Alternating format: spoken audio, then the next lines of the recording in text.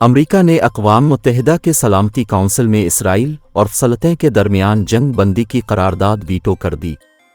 गैर मुल्की खबर रसां एजेंसी के मुताबिक बुध को अक़वाम मुत्तहिदा के सलामती काउंसिल में गज़ा जंग बंदी की करारदाद ब्राज़ील ने पेश की, जो कि अमरीका के वीटो करने के बाद नाकाम हो गई। ब्राज़ील की जानिब से पेश की गई करारदाद में इंसानी बुनियादों पर जंग बंदी और इंसानी इमदाद की तरसील का मुतालबा किया गया था। सलामती काउंसिल में जंग बंदी की करारदाद पर 12 अरकान ने हिमायत में वोट दिए। वोटिंग में रूस और बरतानिया गैर हाजिर रहे, जबकि अमरीका ने दूसरी बार सलामती काउंसिल में गज़ा जंग बंदी की करारदाद को वीटो किया। इससे कबल गुज़िश्ता दिनों रूस और ब्राज़ील ने जंग बंदी की करारदाद पेश की थी, जो नाकाम हो गई थी।